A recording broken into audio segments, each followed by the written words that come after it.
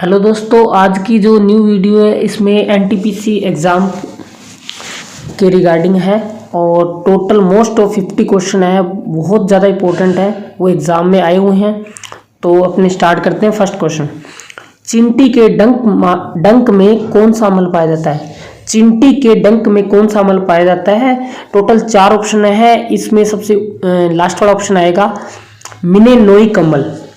और दूसरा क्वेश्चन है 20 आदमी और 15 लड़के किसी काम को 10 दिन में कर सकते हैं और 25 आदमी और 10 लड़के उस काम को 9 दिन में कर सकते हैं, तो आदमियों और लड़कों के द्वारा किए गए कार्यों का अनुपात ज्ञात करना है।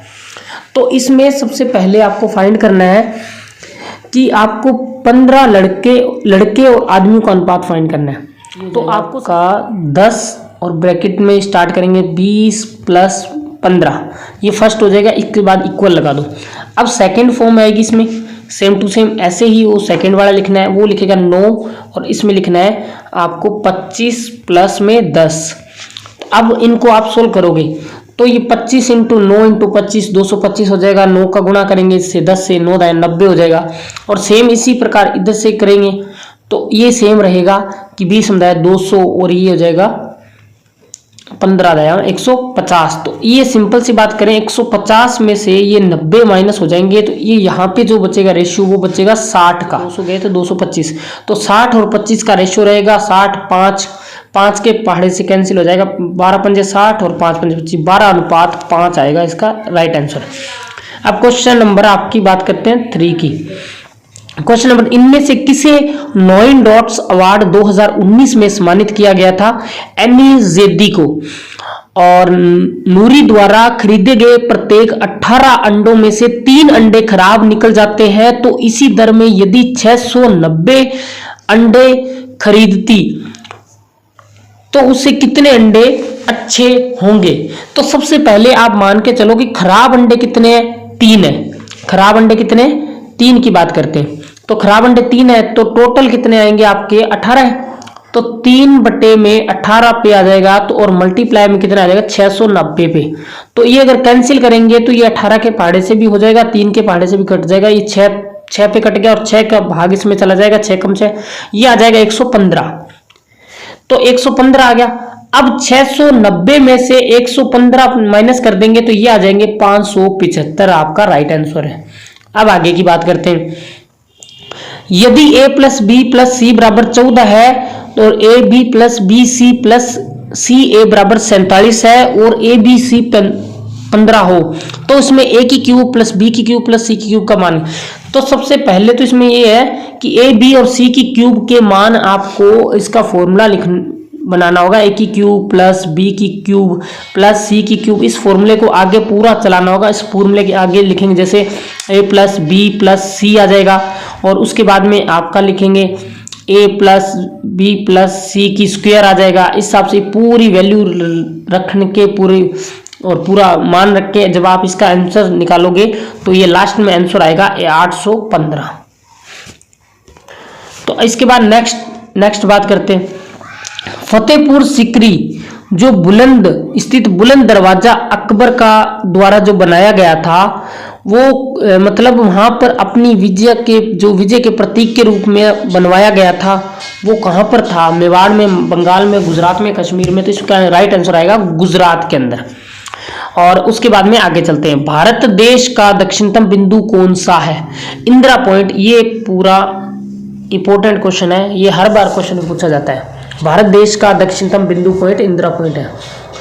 और फसलों के लिए निम्नलिखित में से कौन सा निकाय न्यूनतम समर्थन मूल्य की अनुशंसा करता है? फसलों के लिए बात करेंगे तो CACP जो बहुत इंपॉर्टेंट है इसके लिए, ये रहेगा फसलों के लिए।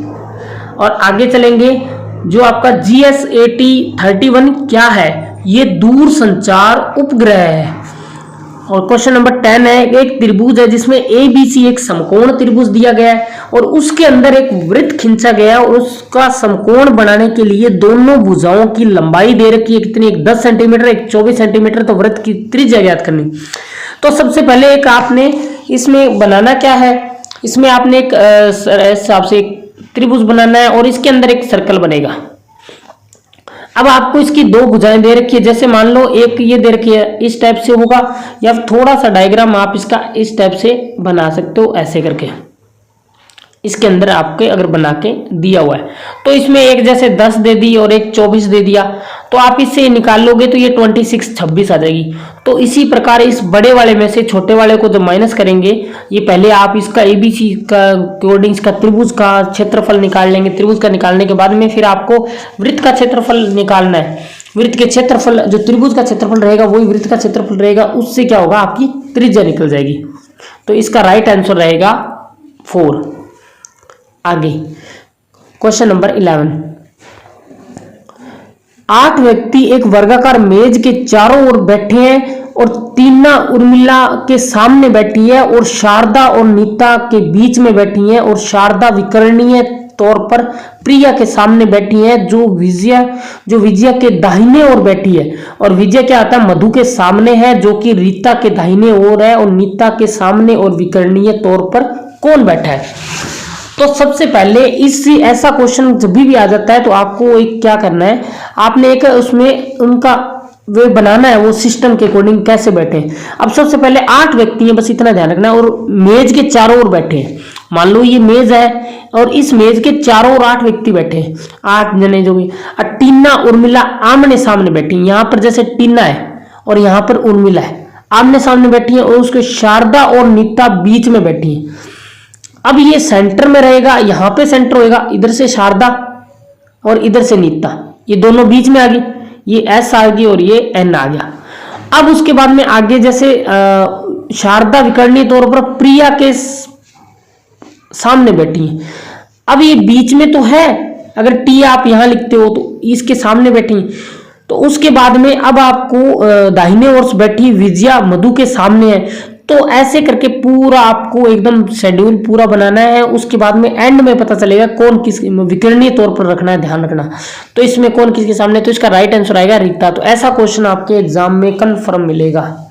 नेक्स्ट क्वेश्चन की बात करते हैं। एक क्वेश्चन है आगे वाला, क्वेश्चन नंबर 12, सरल कीजिए। ये 17 - 4 और गुणा 5.4 भाग 9 प्लस में 6 मल्टीप्लाई 1.9, ऐसे क्वेश्चन।